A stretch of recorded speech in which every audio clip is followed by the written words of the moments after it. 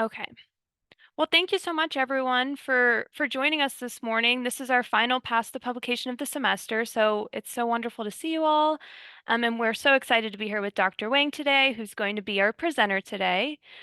For those who are new, Past the Publication is a virtual event hosted by the Center for Research and Development in Dual Language and Literacy Acquisition, the ELRC Education Outreach, and the Graduate Student Advisory Council on everything graduates need to know regarding writing, publishing, research, grants, and the graduate experience.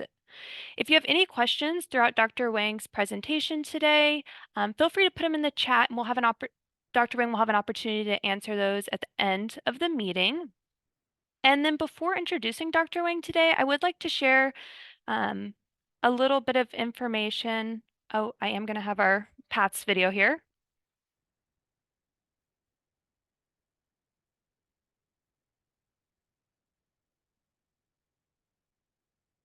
And so, before introducing Dr. Wang, like I said, I did want to go ahead and share a little information about the fall schedule. So, as you all know, this is the final paths for this spring semester, but Dr. Irby is actually going to be opening us again in the fall for past the publication with the presentation about developing a theory.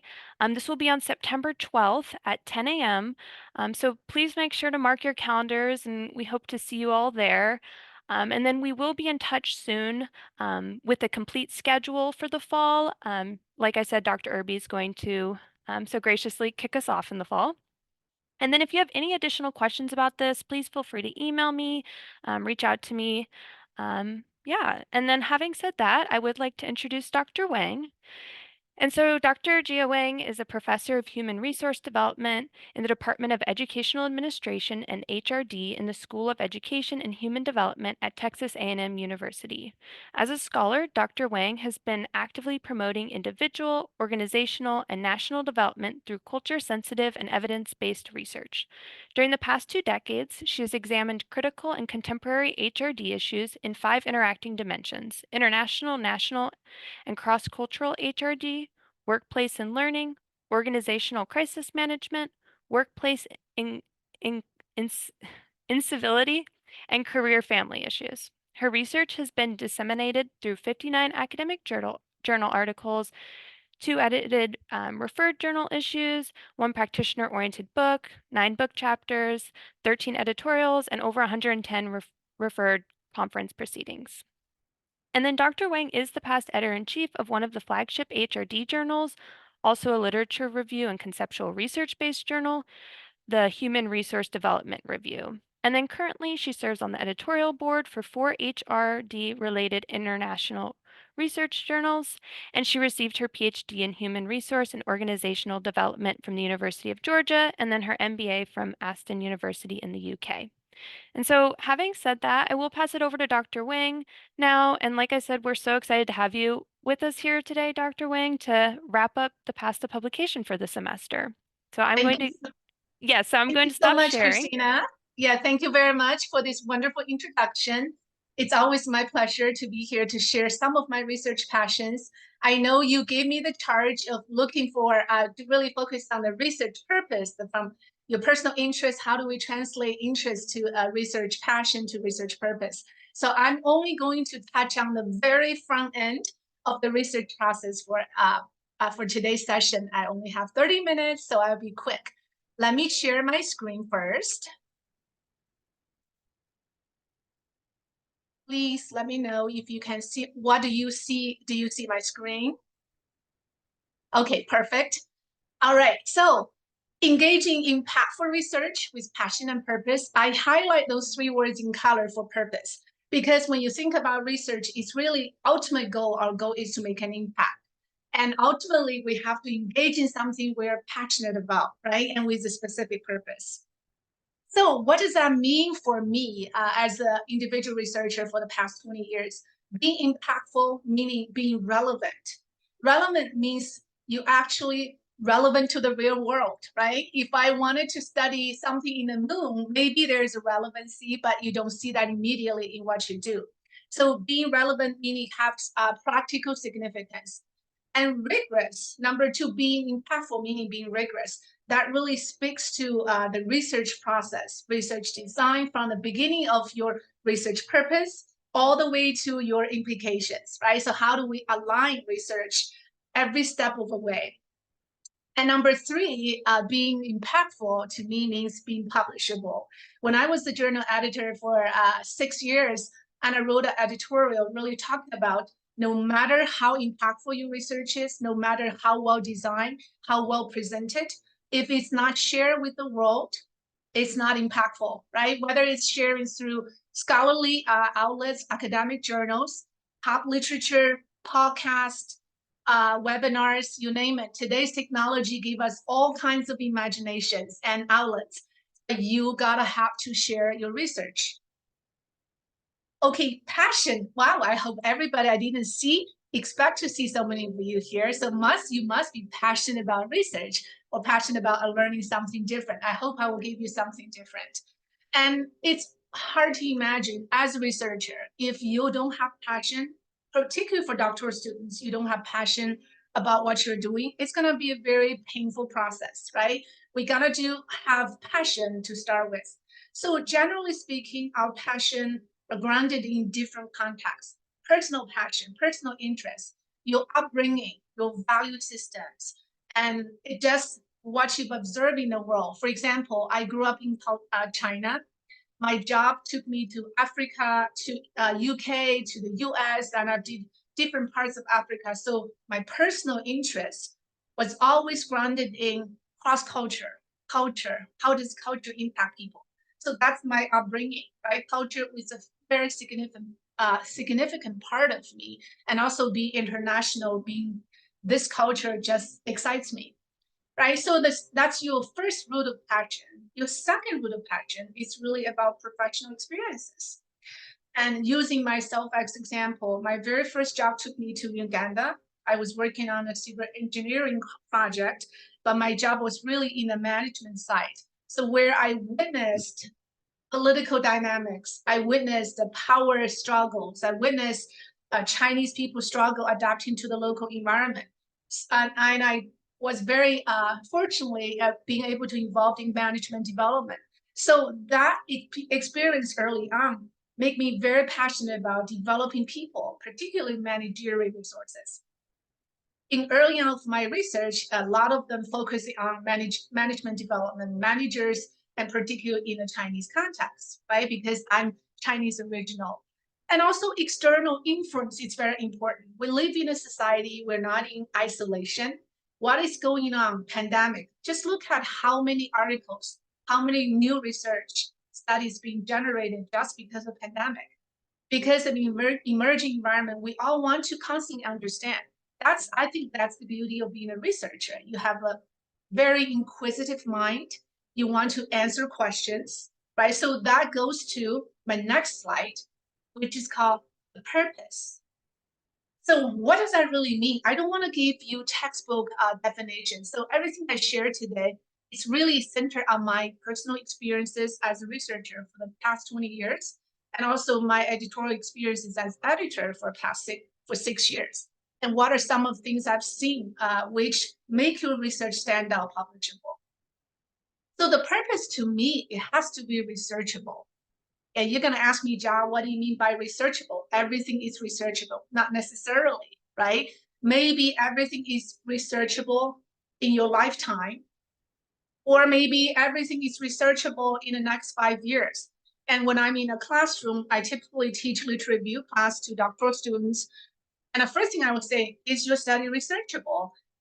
Researchable meaning, okay, I want to study a phenomenon where I actually have no access. I want to study exotic environment, but I don't know how to put my hands on this setting. That's not researchable, right? Researchable is something you can actually tangibly, physically touch. You can have conceptually understanding. That's called researchable. So number two, your purpose has to be doable, right? One of the traps we all get into, even including me at this stage of my career, is we have such a big dreams, right? We have ambitious goals. And I tell people, my students particularly, Your dissertation is the longest assignment you can ever do in your academic career as a student. Your dissertation will not transform the world, will not make an impact you expected. And by the way, whether you study 10 managers from me, 10 managers or 20, 100,000, it's not going to change the life of managers around the world. It's not going to even change the life of managers in China. It may change the life of managers you study, but definitely not the managers in the whole company. So you can see the doable means within the time frame, with my current knowledge expertise, with my methodological expertise, can I produce the highest quality of work, right? That's called doable. And in students' case, that's even more specific. Can I do it within a semester, right? A lot of times my students struggle even the week before submitting the final research project. We're still struggling about what am I doing? I'm thinking, wow, that's too late, right? By now, we have so much passion, so many areas we're interested in. Make a pick, select area, do a deep dive. And another thing is your purpose has to be value added, right? So value added, that's probably the most difficult part. Even I, at my career stage, still struggle. I'm still struggling about what is new about this research? What additional knowledge I'm adding? Besides, it's a beautiful paper. How many times in my career I receive feedback from the editors to say, very well done paper, beautifully written, and very logically presented. But guess what? What is new about your research? Ultimately, we reject papers because it's not well written, it's not well presented. It's because there's nothing new. Everything you've shared with us through your research, it's already shared in the literature. It's very well documented. So that's the part we really need to spend a lot of time to think about. What is new? What's additional? What's unique about my research? Just like you're a salesperson, I always think of myself, researcher, as a salesperson. I'm selling my product. Think about how many for women, how many cosmetic products out there. Why do I have to buy your product? Price point, unique feature, and ultimately, what's the impact on my skin, right? What's the effect on my skin? Okay, so the next thing I want to share, just some of my tips, not necessarily, they're not incomprehensive, they're not comprehensive, but they're touching on some of the core aspects when we engage in research. One of the common mistakes I observe, especially among students, among novice researchers, is we have passion, we think we know a purpose, and we immediately literature, right? We can in the literature. And to the point, we actually don't even have time to read them. We're always engaging in database searches. We're printing out a lot of literature. We're organized resources, but we're not really engaging our brain in the most difficult part, most challenging, most meaningful part, which is what am I actually doing? What is the value I'm going to add through this project? So I want to share 4 tips how I, personal experiences, how I engage in research process. I take a lot of time upfront. And as everybody thinks, right, we are our worst enemy, which is a bad thing. But when it comes to research, I think it's a very critically important thing. Ask many questions to yourself.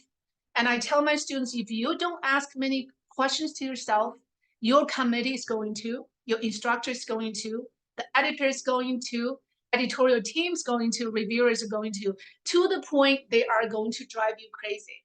So why do you let other people drive you crazy? Let yourself drive you crazy. So ask as many questions as possible before you even do anything else. So here I'm going to give you a few examples. When I have a topic, for example, I'm using me, I'm always interested in, for example, in civility. Christina introduced, one of my research area is workplace incivility. Okay, I'm interested because over the years, over time, I've observed more and more uncivil behaviors in the workplace, in society. Think about every day, I could easily engage myself in road rage because people were driving, will cut in front of me, people will not give me signals when they turn left or right, and I can be angry all the time, right? And then those observations and personal experiences I've witnessed and I've experienced really make me becoming passionate about what is incivility? What is the impact of incivility? What is incivility in the workplace? How do we deal with incivility, right? So the very first question I'm going to ask myself is, Okay, here's something I'm passionate about. What do I do? Why do I want to conduct this study?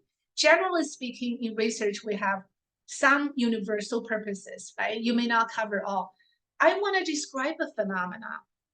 I want to predict if this phenomena exists, what's the impact? And guess what? I want to improve the organizational culture.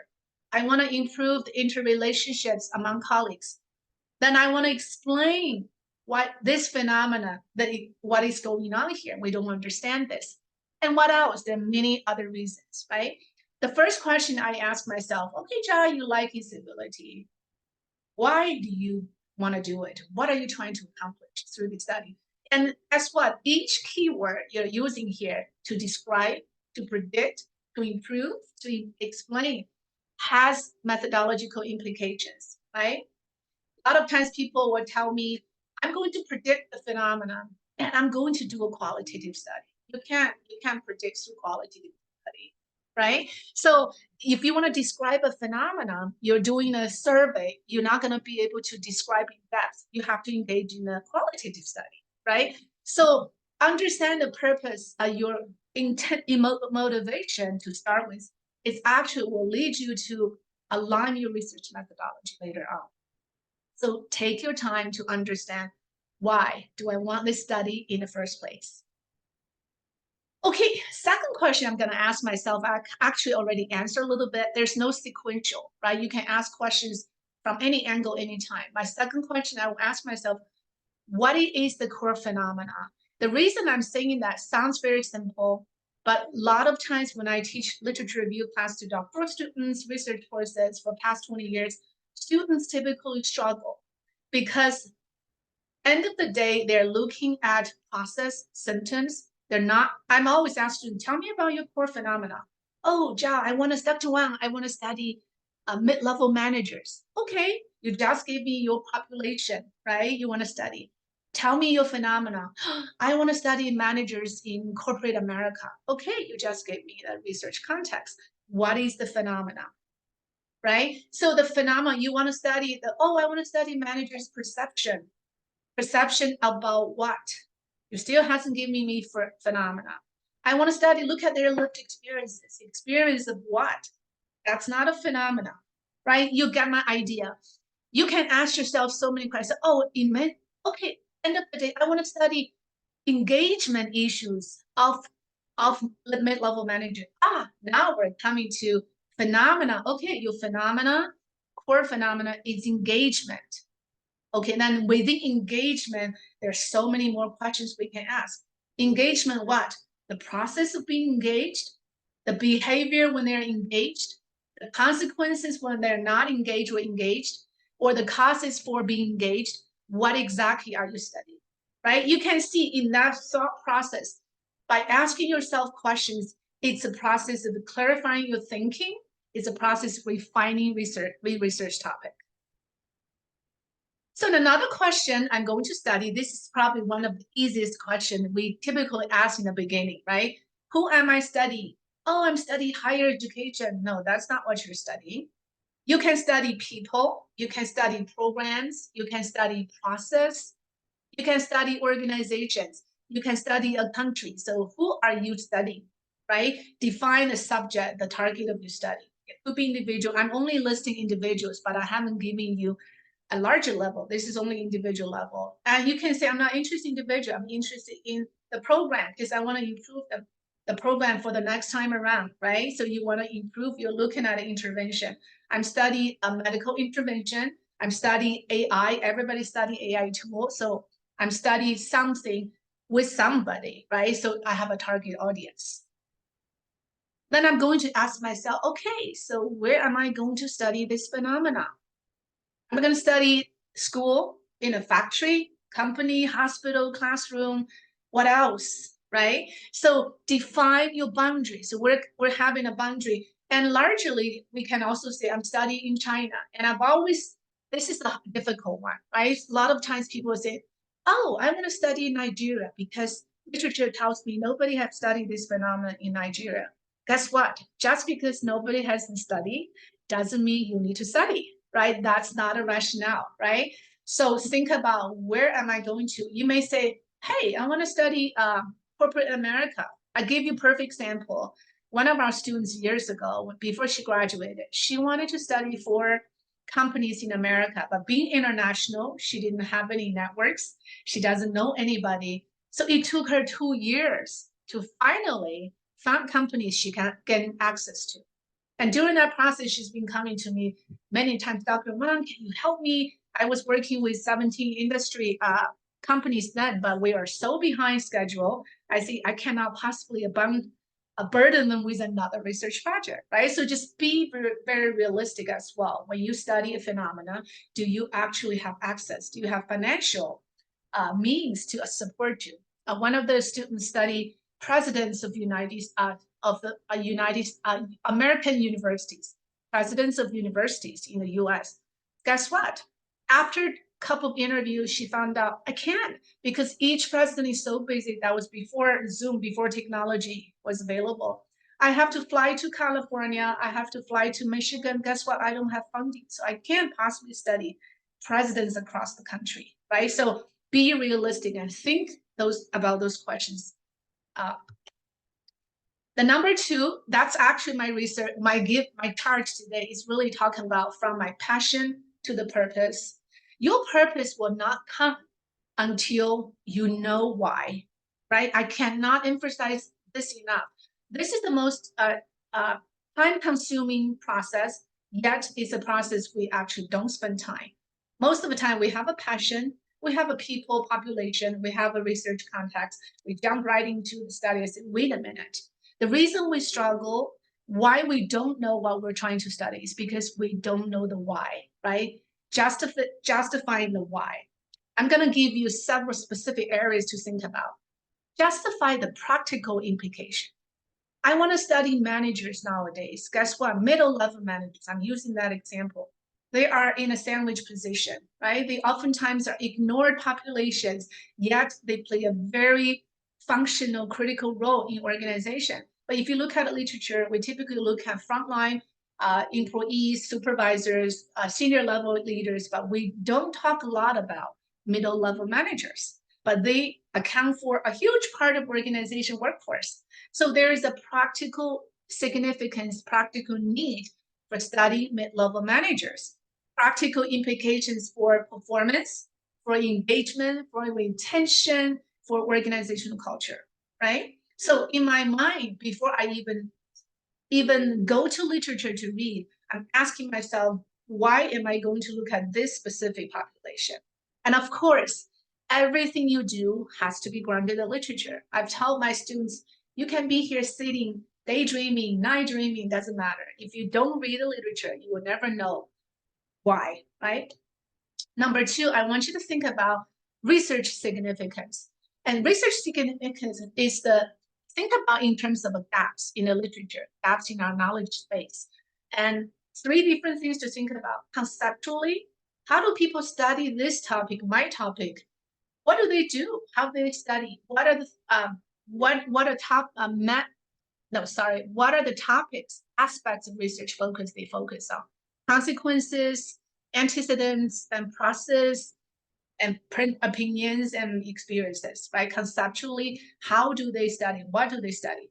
And theoretically, that's another way you can have a breakthrough. Theoretically, oh, this topic, for example, I study early on, one of my study is organizational management, crisis management. But crisis management has been so extensive studied in the field of management, in the field of disaster management.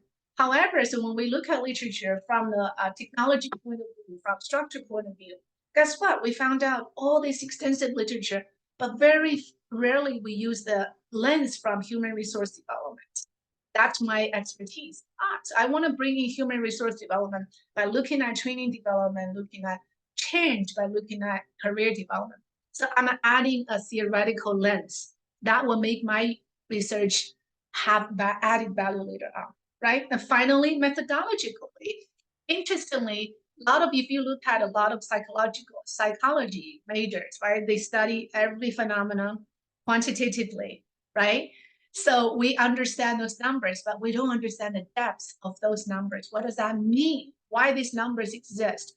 So methodologically, you may find my topic has been pretty much predominantly analyzed the study from a quantitative approach. Now I'm introducing a qualitative approach.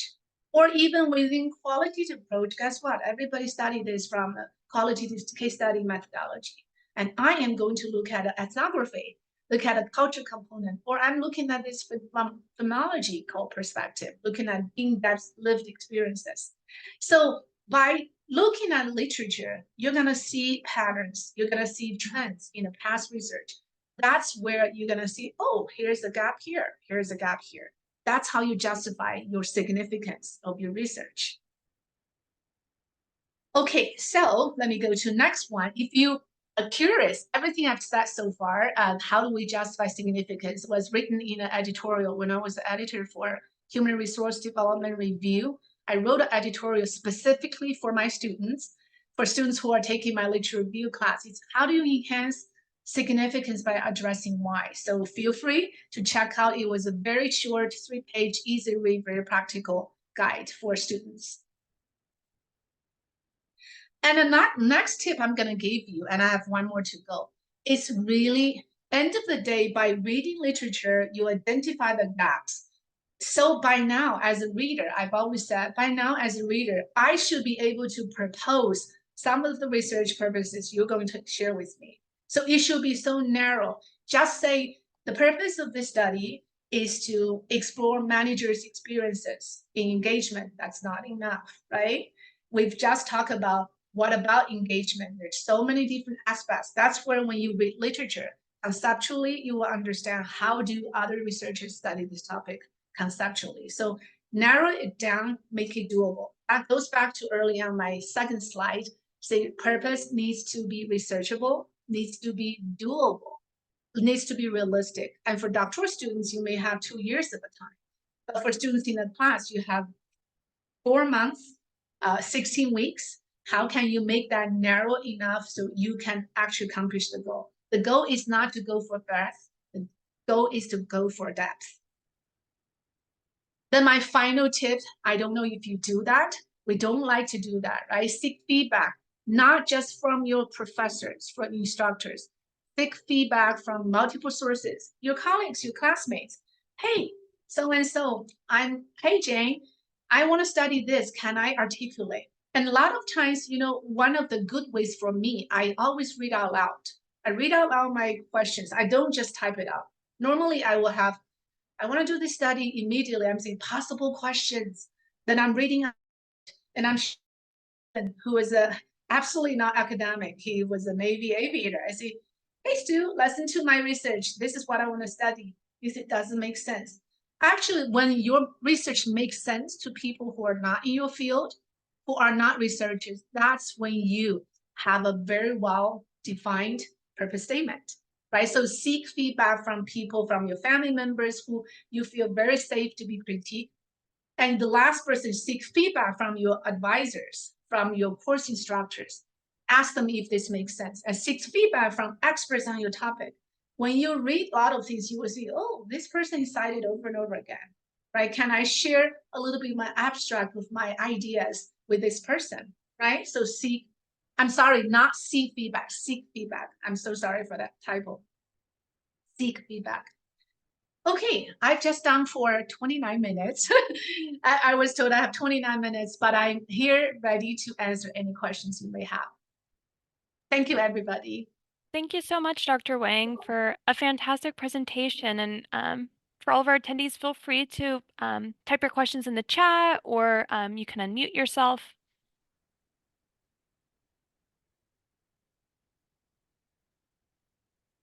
Okay, so let me get myself, can I stop sharing my screen?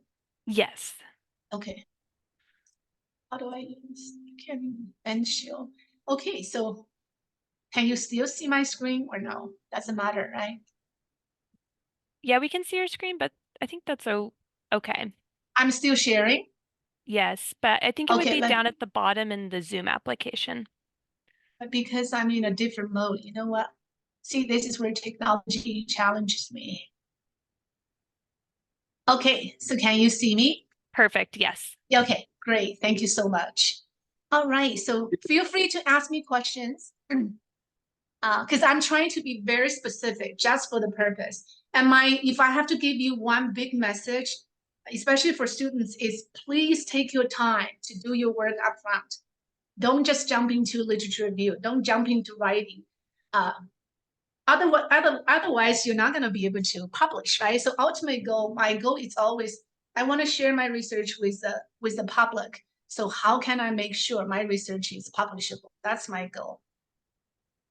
And Do we have any questions for me? I don't see any it questions. looks like we have one from Tamara in the chat. Tamara asks, Okay. what recommendations do you have, Dr. Wang, for selecting instruments to capture the phenomenon you're studying? Ooh, that's a great question. First of all, I have to admit I'm a qualitative researcher, so instrument is always me. So when I do have to do mixed method study, I engage in expert. There are a couple of things to think about. Number one, there are always instruments out there, right? Instruments out there. Read. Here's what I do. If I know this topic, I read articles that's closely related to my research. It's almost like you're reading an article. This is exactly what I want to do. Somebody already done that. Read several articles to see, what are the instruments they use? And you will soon find a pattern, right? This instrument has been used over and over again. And ask yourself, okay, why? What's the validity? What's the reliability? And here's another caveat. When I do a lot of cross-cultural studies where I'm very sensitive about cross-cultural issues. Oftentimes we will use instrument developed in a Western context, just take it to any culture context. It may not work, right? So this is the case where you really have to think about, oh, this is a Western context instrument. How does that feel relevant? And talk to your colleagues. For example, I have quantitative colleagues. I want to do engagement. We say, hey, I need to study. Go to that expert, say, what instruments do you recommend? Then be very critical. I'm always my worst enemy to myself because I knew if I don't do that, my reviewer is going to say, why do you use the Western instrument to study Eastern phenomena? I give you an example. My very first dissertation I worked on 20 years ago, my student did a study on job satisfaction, workplace learning, and workplace commitment. It was a quantitative study looking at the correlation about those three. Then study in the Taiwan context, high tech, looking at the computer science, right? Technicians, technical staff. So she uses three. There's so many instruments out there, right? You can easily find this instrument has validity, reliability. So she picked three instruments from the West. And by the way, very rarely we have instruments developed in non-Western context. Then, of course, our results having correlation, right? All three are correlated with each other. And we're really happy. Sent that to one of our premier journals in our field. It was a desk reject. And I was touched, thinking, this is a dissertation. How can you desk reject? Guess what? The reason is, one of the major feedback is okay, your instruments are three Western. You're putting in a very different context with different populations. Of course, there are correlation. So there's no value, right? This is not valid. I was desperate. My student graduated, became a practitioner, went back to Taiwan. She didn't care about publication, but I cared. I said, what can we do? You have wonderful data. What can we do with that? I engage in, if some of you know Dr. Homer Tolson, who was our stats guru. I say, Dr. Tolson, I don't know much about quantitative, but I don't know much about how can we turn around? How can we turn this piece into something? Then we ended up doing factors analysis, of course, with Dr. Holson's help, right? Factors analysis, we look at each instrument. Well, who designed those instruments? What was the original population? Then we look at each instrument, then we go back to our data, and it turned out to be very interestingly, the couple factors, for example, I'm just using workplace balance, ranked really high in the US population. That's where original instrument was developed. Ranked really low in the Taiwanese population because there are a lot of cultural nuance we didn't talk about. So we managed to turn this piece from simple correlational studies into a methodological piece to really have implications when we use instrument, how should we be very cautious and careful about instrument? And that paper was completely different. It was published right away, right? So it was something I'm really proud of. So I think it's one thing we look for instrument, but also ask yourself, how do you justify instrument, especially when you use instrument into different population and different cultural contexts. I hope I answered the question. I know that's a very broad answer. No, you did. Thank you so much. You're very welcome. So let's see if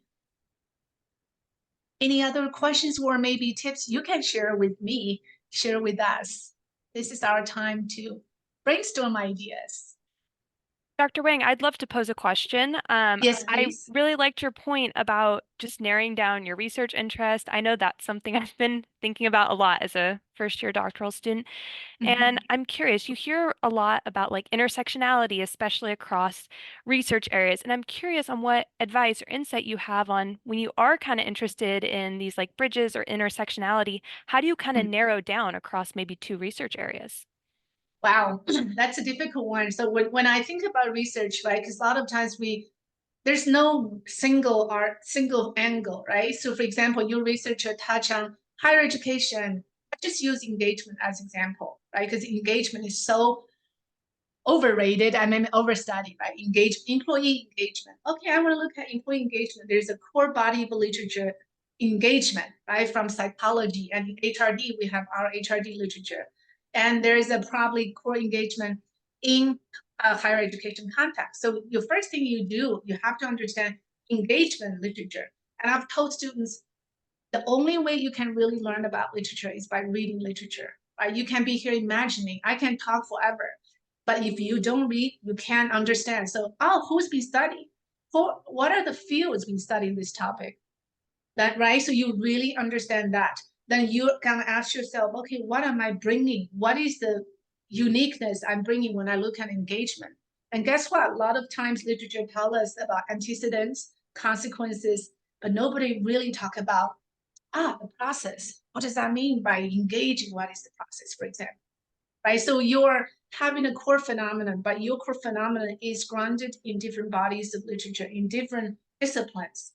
And sometimes you say, I want to take a critical perspective. Now I'm looking at female engagement. I want to bring in feminist perspective. But no matter what you do, I always come back to the point, what is my core phenomenon? And what are the three bodies of the literature? And the intersect feminist study, let's say, engagement, higher education. In the middle, the overlapping is where your research is unique about, right? So I think a lot of thinking. I like to draw. We call three bodies, three circles, being very visual. And a lot of times, I'm a very visual person, very organized person. When I have an idea, I'm just going to write down. Here's the idea. What could be the bodies of literature? Where could I bring different perspective? And a lot of times, for example, there are tons of literature about career development, right? Classic theories and contemporary theories. But rarely when we talk about, okay, so career theories, those theories are developed here in the Western. So when I look at careers post-pandemic, that's a very different context. Careers in the during pandemic, that's a very different context. You can bring in different contexts, right? But you still need to, you don't leave your core phenomena. So that's something I always emphasize, because when you read literature, if you don't have a clear purpose in mind, the more you read, the more confused you become, right? You see everybody give you research suggestion. A lot of times I will see my students, by the time they finish reading, you think, I want to do everything into my study. I say, no, you're going to come back to the very one piece of phenomena you're going to study. So once you have that purpose statement, I always tell my students, type it out, print it out, put on your research, put on your computer. When you read, you get carried away by so many different passionate topics. I always come back to say, this is what I'm going to do now. My next project will be this one, this one. I have your long-term agenda, but have your immediate, doable, narrow agenda. Mhm. Did I answer your question, Christina? Yes, that's so helpful. And I really appreciate a lot of the advice you gave feels very tangible, which is really great. And I really like this concept of the core phenomenon. So thank you for Yeah, answering that. thank And, you. and we have a few more minutes. So if there's any more questions, we can take a few more. or any comments, feedback, suggestions you want to share with us, since we have the floor to listen to everybody.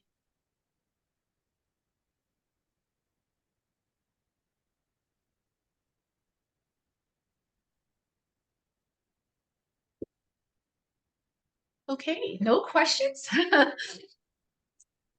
And if you are, I don't know how many of you are students, how many you are junior faculty, right? So for me, I just want to share a couple of things as a editor, right? So what I've learned, I think being an editor is really helpful to me because I got to see all the mistakes people make.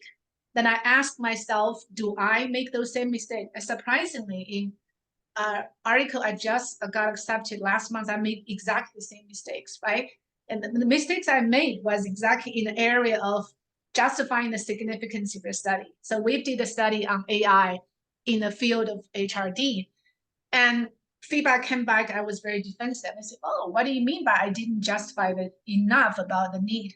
Then I look at my paper. I'm thinking, "Yeah, Ja, you didn't. You gave a simple introduction, what AI is about, why AI is important to our field, but you didn't really talk about why do we need another piece of work." So that's, I think, the whole session I was given the charge is looking at the purpose. The purpose is not to review literature. A lot of times my students will say, when I teach literature review, she says, "Oh, the purpose is to review literature on engagement." No, that's not your purpose. The review literature is your methodology, right? The purpose is to understand the lived experiences of engagement. Now you're coming to talk about. Then you ask yourself, why do I need to know lived experiences? Does that mean we don't know much about it? That's where you go back to literature. So I really would encourage all of us, whether you're in the early stage, advanced stage of research, I think the biggest challenge is always say, why bother? It's a great job to see, here's another synthesis. I've done a synthesize. I don't need you to synthesize. Or you're going to say, I'm doing systematic literature review, because guess what? There's so many empirical studies out there, but nobody has synthesized all the literature, give you one stop for all. I can't see the value of that, right? So that for that reason, I'm justified. I need a systematic literature review. It's because nobody has done that. I want to give you a simple reference tool where you can have all the evidence-based insights. Okay, that's a great justification, right? So just I found I asking myself, anticipating the possible questions I'm going to be asked really helped me. And you will be surprised how oftentimes reviewers ask you, you may consider stupid, common sense question, but when it comes to writing, I always tell myself, don't ever assume everybody has common sense. What's common sense to you may not be common sense to me, right? Ask me, what? I'm like, oh, HRD, why out loud? Why should they? So don't make any assumption. To me, it's very important. And I rather, as an author, I want to give you more information that you can ask me for. Same thing with my students. I would say, write as much as you can. And I'm going to tell you, cut down way too much, but don't give me little information. So I say, I don't understand, right? I want, give me more than you need. And I'm going to tell you too much, but don't give me too little.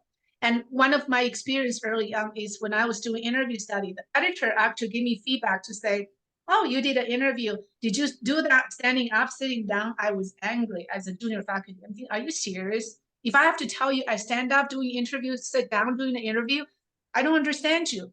Guess what? I reached out to her. I called her. She said, Ja, you get my point.